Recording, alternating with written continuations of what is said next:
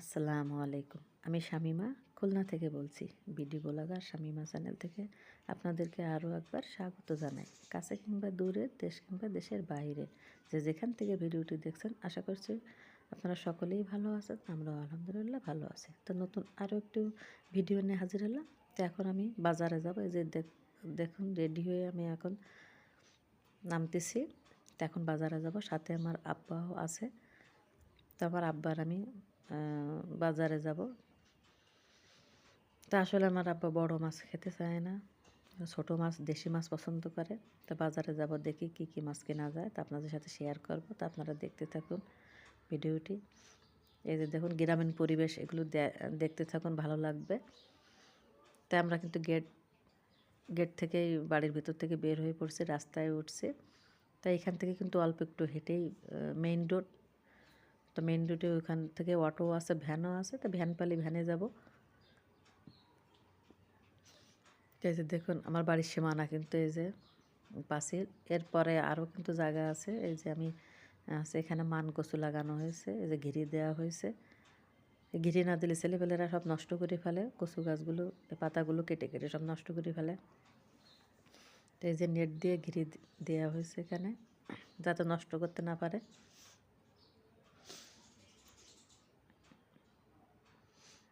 এই যাতে এখন আমরা সামনে একটা ভ্যান দেখে যায় নাকি, আর ওই যে সামনে কিন্তু দেখা যাচ্ছে ওইটাই আছে মেন রাস্তা, ওই যে অটো যাচ্ছে একটা। তো ভ্যানালা যাবে। তা আমরা উঠলাম, এই যে মেইন রাস্তায় উঠে গেছে। আর এই যে ডাইন হাতে দেখছেন 2 তলা, এটা কিন্তু এই যে মসজিদ। তা আমার বাসার সামনেই কিন্তু, এখান থেকে দেখছেন কতটুকু পথ আসছে। আর এই যে বিল্ডিংটা দেখছেন ভাঙ্গাচোরা, এর পিছনেই কিন্তু আমার বাড়ি। তো এখন আমরা যাচ্ছি। আর ডাইন হাতে দেখছেন যে অনেক বড় বিল্ডিং, এটা কিন্তু কোয়ার্টার, মিলের কোয়ার্টার। তো এখন বাজারে যাচ্ছি, ভ্যানে উঠছি। তো এখন দেখতে থাকুন গ্রামের, দেখুন গাছপালা দুই পাশ দিয়ে, গ্রামের এই দৃশ্যগুলো কিন্তু খুবই ভালো লাগে।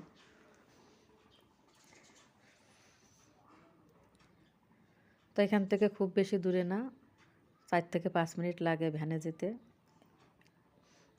1 মাইল থেকে অল্প একটু পথ হবে আমাদের বাসা থেকে বাজার পর্যন্ত। তো এই যে দেখুন সবুজ গাছপালা, গ্রামীণ দৃশ্য।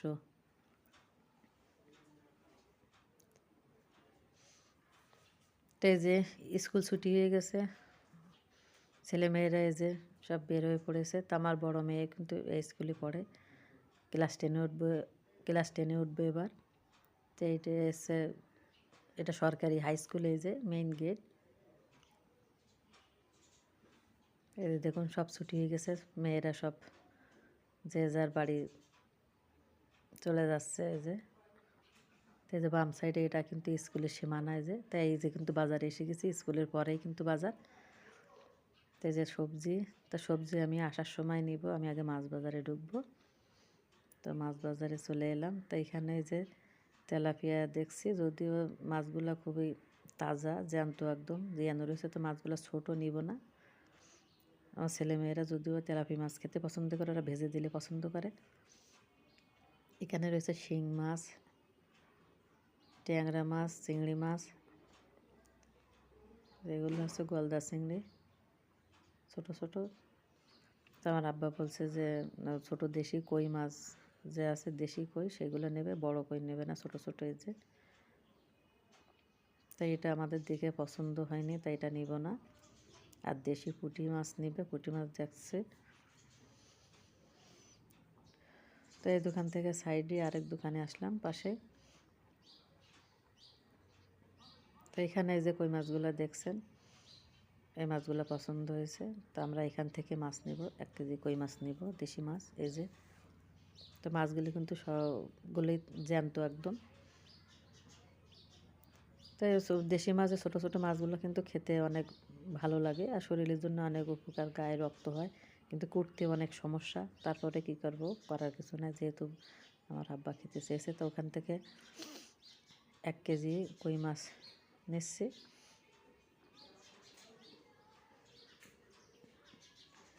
দেশি কই মাছগুলা কিন্তু সব জায়গায় আসলে পাওয়া যায় না, দেশি মাছগুলা। এখন তো সব হাইব্রিড, আমরা যা খাই সব কিছু হচ্ছে হাইব্রিড আর কি। হাঁস মুরগি এই যে মাছের থেকে শুরু করে সব এখন চাষ করা হয়। আর এই চাষের জিনিস খেতে কিন্তু ভালো লাগে না, স্বাদ লাগে না, আর এতে কিন্তু অনেক অসুখ বিসুখ হচ্ছে মানুষের। কারণ বিভিন্ন ভেজাল খাবার দিয়ে এদেরকে বড় করা হয়, যার কারণে এটা খেতেও ভালো লাগে না, আর শরীরের জন্যও খুবই খারাপ। তারপরেও তো আমাদের জীবন ধারণের জন্য খেতে হয়। দেশি মাছ কিন্তু সবসময় পাওয়া যায় না এবং সব জায়গায় পাওয়া যায় না। তাই আমি 1 কেজি পুঁটি মাছ নিলাম, দেশি পুঁটি মাছ, আর 1 কেজি কই মাছ নিলাম। এখন সবজি নিব, দেখি কী কী নেওয়া যায়। এখানে মূলা আছে, ফুলকপি আছে, মিষ্টি কুমড়া আছে, সিম আছে। আমি সিম নিলাম আধা কেজি, 100 টাকা কেজি। প্রচুর দাম সবজির। আর এখান থেকে ফুলকপি নিচ্ছি বেছে বেছে। তারপর ফুলকপি আছে 60 টাকা করে।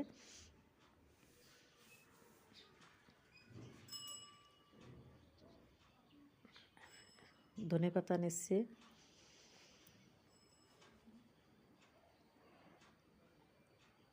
আর নেব হচ্ছে মূলা যদিও আমার ফ্যামিলিতে আর কেউ খাবে না, শুধু আমিই খাবো। আমার কাছে মূলা ভাজি করলে খুব ভালো লাগে। তা আমি 1 কেজি মূলা নিলাম, কারণ এবছর এখনও মূলা খাওয়া হয়নি। ছেলেমেয়েরা ওরা কেউ খায় না, বলে কেউ বিশ্রী গন্ধ খায়। আর নেব এখানে পাশে আরেক দোকানে আসছি, তা লাউ নেব একটা। তা লাউটা খুবই ভালো ছিল, খুবই নরম ছিল, মানে কচি আর কি। তো 50 টাকা বলছে, আমি বলছি না 40 টাকা, তারপরে 45 টাকা নিছে। তারপরে লাউর দামটা আগের থেকে একটু কমছে। তো এই যে চলে এসেছে, আমাদের বাজার শেষ, এখন ভ্যান নিব, ভ্যান নিয়ে বাসায় ব্যাক করবো। তো এই যে আমরা কিন্তু বাসায় ব্যাক করতেছি। তো আগে তো রাস্তার ওই সাইডে থেকে ছিল, এবার বাস সাইডে থেকে নিলাম। এটা কিন্তু একটা বড় একটা খাল। এই যে মিল দেখেন, এই যে বিস্কিট, এই সব কিন্তু যে বড় বড় বিল্ডিং দেখছেন, এগুলো কিন্তু কোয়াটার। আর এটা হচ্ছে জুট মিলস। এখানে অনেক শ্রমিক কাজ করে, আর এই মিলটা হওয়ার কারণে আমাদের এখানে মানে অনেক সুবিধা হয়েছে, গরিব মানুষদের জন্য খুবই সুবিধা হয়েছে অর্থনৈতিকভাবে। আর এই মিল হওয়ার কারণে কিন্তু আমাদের সাধারণত গ্রামে কিন্তু চুরি হয়, ছেঁচড়া চোর যেটাকে বলে। তো যেহেতু কর্মসংস্থান হয়েছে, সেহেতু এখন চুরি টুরি একটু কম হয়। তো এই যে আমি কিন্তু এই যে আমার বাসার সামনে প্রায় এসে গেছি। আমি যাওয়ার সময় এক রাস্তা দিয়ে গেছি, আর আসার সময় কিন্তু আমি আরেক রাস্তা দিয়ে আসতেছি।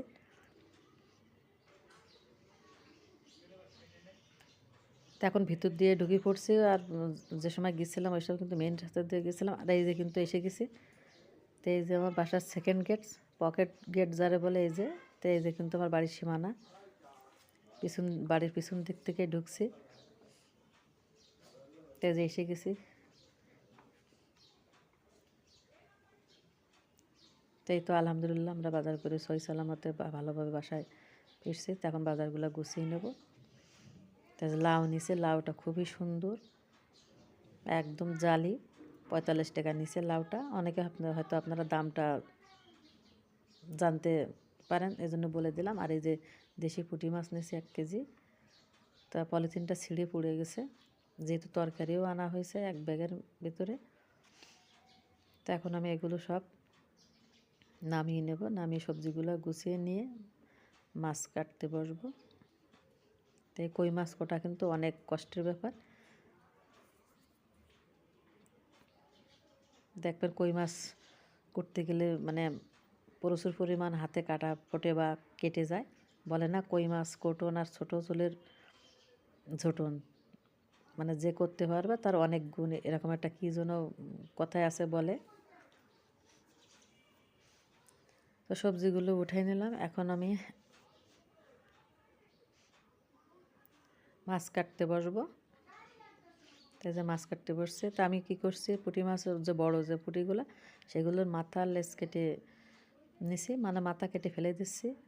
আর লেজটা কেটে আমি আষ্টেগুলো আমি পরে মানে যে প্লাস্টিকের যে ঝুড়ি আছে, ঝুড়িতে করে ডলে ডলে পরিষ্কার করব। কারণ একটা একটা করে আষ্টে ছাড়াই কিন্তু বটিতে কাটতে গেলে অনেক সময় লাগবে।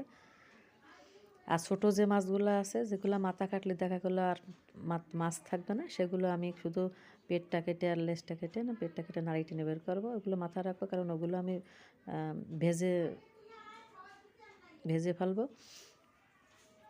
তো ছোটোগুলো ভাজি করে খাওয়া যাবে, আর বড়োগুলো যেমন মাথা কেটে ফেলে দিয়েছে, এগুলো ধনেপাতা দিয়ে যে মাখো মাখো চচ্চড়ি যেটা বলে সেটা করব। তাই এখানে আমার পাশের বাড়ির যে ভাবি আছে, ভাবিকে একটু ডাক দিয়েছি, বলছে ভাবি আমাকে কটা কই মাছ কুটি দিয়ে যান। তা ভাবি কই মাছ কাটতেছে, আর আমি পুঁটি মাছগুলো সব কেটে নিছি। তো অনেকে আছেন কিন্তু পুঁটি মাছগুলো কিন্তু খেতে ভালো লাগে, যে মানে কিনতে চান না, কোটার মানে ভয় পান। তা আসলে কিন্তু শুধু মাথা আর লেজ কেটে আমি যেভাবে করছি এভাবে কাটলে কিন্তু খুবই সহজভাবে আপনারা মাছগুলো কাটতে পারবেন। আর মাছ দেখেন, কই মাছ কাটার পরেও কিন্তু নড়তেছে। বলে না কই মাছের প্রাণ সহজে মরে না। তো অনেকে আছেন পুঁটি মাছ করেন কি, যে মাথা লেজ না কেটে শুধু আঁচড়াই নিয়ে মাথা যে ট্যাংরা মাছ যেভাবে কাটি ওইভাবে কেটে, মানে আষ্টে আঁচড়াই কোটে, আষ্টি ছাড়াই কোটে। তো ওইভাবে কাটতে গেলে কিন্তু অনেক সময় লাগে। তা শুধু মাথা আর লেজ কেটে যদি আপনি একটা প্লাস্টিকের ঝুড়িতে করে ভালো করে ডলে নেন, সেটাই কিন্তু তাড়াতাড়ি কোটাও হয়, পরিষ্কার হয় সুন্দরভাবে। তা আমি দেখিয়ে দেব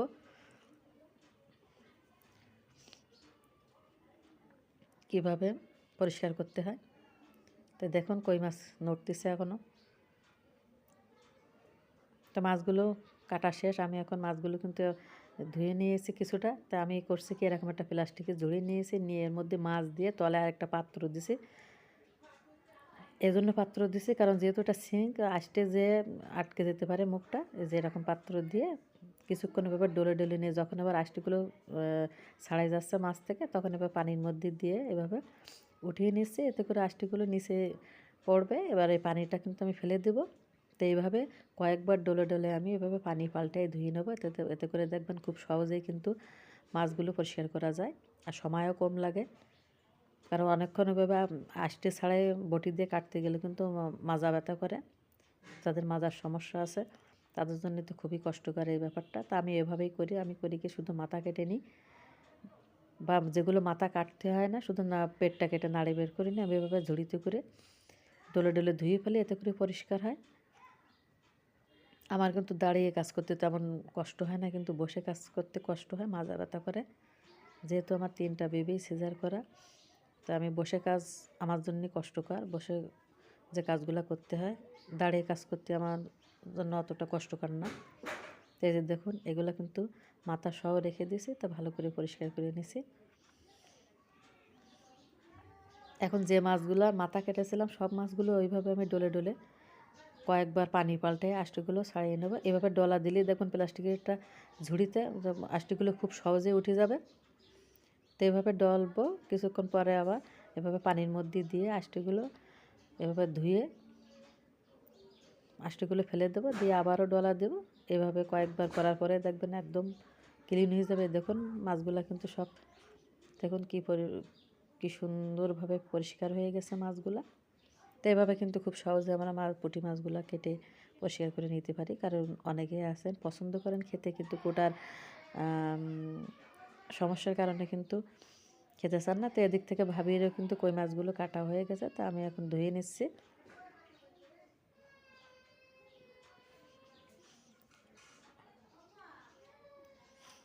তো কই মাছ, ছোটো কই মাছগুলো, দেশি মাছগুলো, এগুলো খেতে কিন্তু খুবই টেস্টি হয়। আমারও খুবই ভালো লাগে, পছন্দের। কিন্তু কুটার জন্য মানে কুটতে কষ্ট হয়, এইভাবেই কেনা হয় না। তো যেহেতু আমার আব্বা খেতে চেয়েছে, তখন তো কিনতেই হবে, যতই কষ্ট হোক না কেন। তো এই যে এখন আমি মাছগুলা প্যাকেট করে নেব।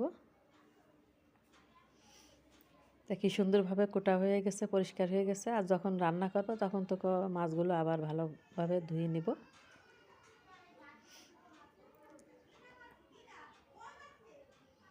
এই দেখুন কত সুন্দরভাবে পরিষ্কার হয়েছে মাছ।